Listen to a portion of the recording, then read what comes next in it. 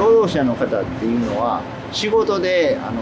日本全国を転々とされますので、ホテルを出た時にですね、自分の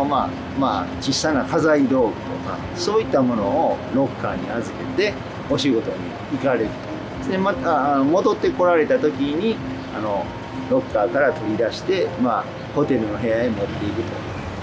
5年ほど前ですかね、少しずつですけどもですね、やっぱり外国の方が増えてこられるようになりましたんで、外国の方も見て分かるような形にちょっと営業形態を変えてやってます。釜ヶ崎のあるエリアはかつて今宮村と呼ばれた農村地帯だったが、1900年頃から安宿街が形成された。その後第二次世界大戦で一度は開人に帰した釜ヶ崎だが、戦後すぐにキチン宿やバラックが立ち並ぶスラム街が形成された。1960年代になると高度経済成長に伴う人手不足を受けて、日本中から若い労働者が流入し始める。結果として釜ヶ崎のキチン宿は溢れ返る労働者を収容するため、三畳一間の簡易宿所、通称ドヤに姿を変えた。日雇い労働者の流入で活況を呈する釜ヶ崎だが、1990年代半ば以降、経済の低迷や公共事業の縮小を受けて仕事にあぶれた労働者が路上にあふれた。その影響は簡易宿所にも及び、簡易宿所の稼働率は3割程度にまで落ち込んだ。その中で外国人向けのゲストハウスに活路を生み出した簡易宿所がある。その転換には普及し始めていたインターネットが重要な役割を果たした。パソコンが2000年に現れでホームページ作った。日本語のホームページ作ったら、それ見て外人が入ってきた。で2004年に初めて9000人入ってきた、外国人が。それから1万人ずつ増えている。でそれに伴って日本人も一緒に増えてきたということで、今20万人ぐらい、外国人が20万人で日本人が30万人で、我々だけでやってたんではこれ町として面白ないねということで、組合でみんなでやろうよというところで、ただそれやろうよいうのはええけど、それやるまでが大変なのよ。英語しゃべるやなあかんねとかで、今の和室やったらこれまずいに違う、ベッドいるのに違うで、風呂は男の風呂しかないねん、どないすんの女の人と来たら。だからシャワー室作らなあかん。最近だとやっぱり Wi-Fi は飛ばさなあかん。じいちゃんばあちゃんではちょっとしんどいところがある。ほんでやっぱ後継ぎがおるかおれへんか、若い人がそれが手伝えるとような形になってるかどうかいうのはやっぱ大きなところ。うちの場合は2004年から長年が手伝ったというところでスムーズに入る。他の企業勤めたんやけど学生上がって、で2年ほど勤めて、ちょっと親父外国行ってくる言うて、外国自分でそこでちょっと貯めた金で外国行って、で帰ってきて何言うか言ったら、ホテル手伝わせて「ねえ何やねん」言うたら、俺3つ面白い武器を持ってるんや。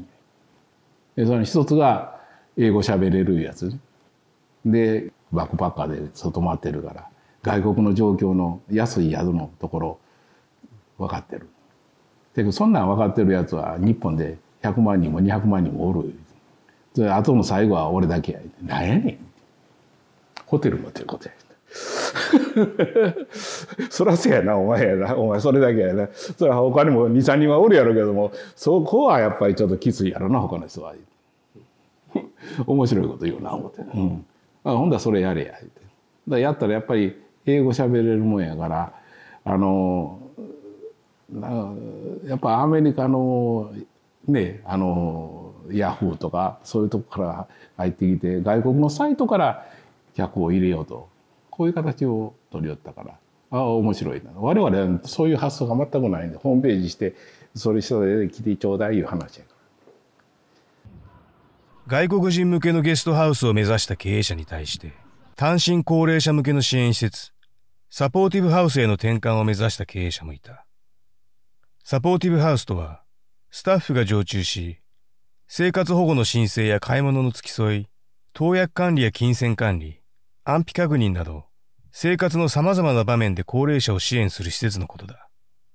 現在は100人近い高齢者が暮らしているサポーティブハウス、お花を経営する西口もそんな一人だ。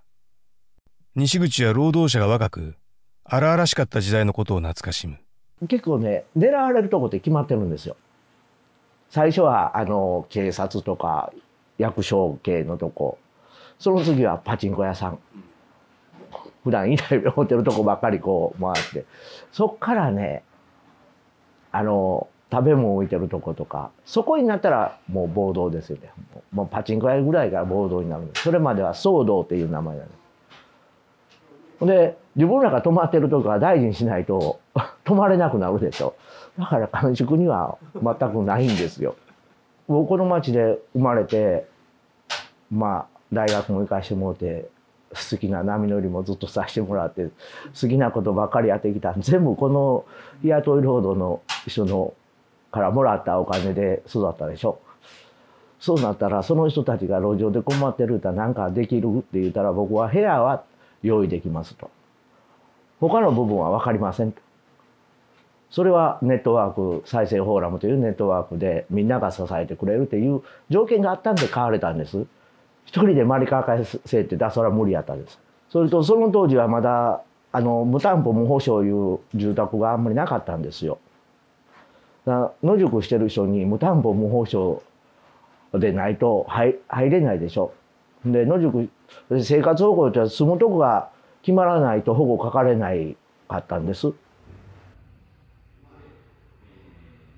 今までは日雇いの仕事ですから、いろんな地方行ったり来たりとかされたのを定住生活に慣れてもらわなあかんと。ゴミのほかし方であったりとか、水道光熱費ってかかるのよとか、今まで寒宿に寄ったから経験ないのを、それを練習してもらうステップアップ型として考えたんです、最初は。それがそうじゃなく、ずっと終の住みかにされる人が比率が高かったねっていうのが。一番最初亡くなったのが63歳の人やったんです。どないしようと思って、で警察に聞いたら、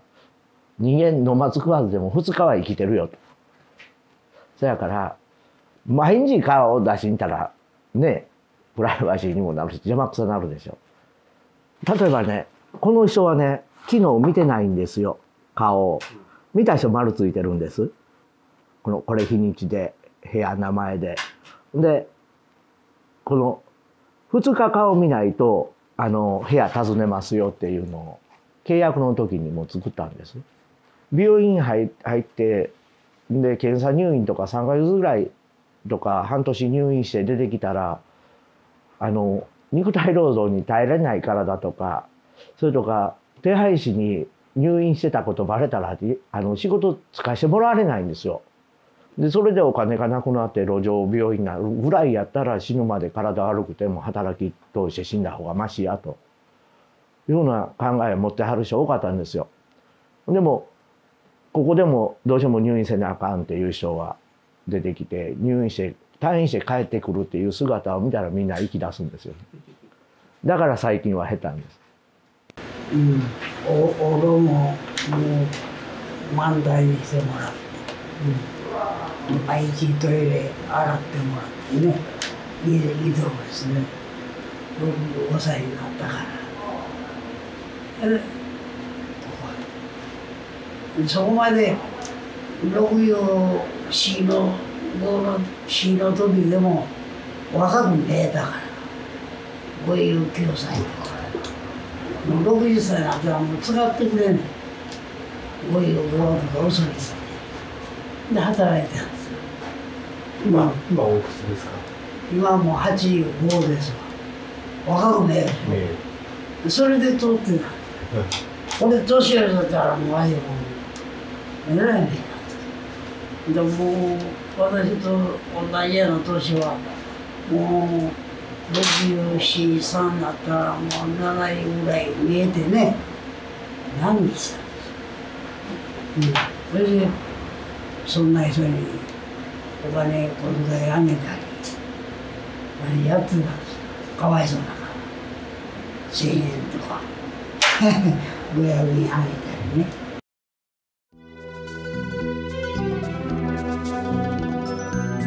日雇い労働の蒸発とホームレスの急増という危機に直面した釜ヶ崎。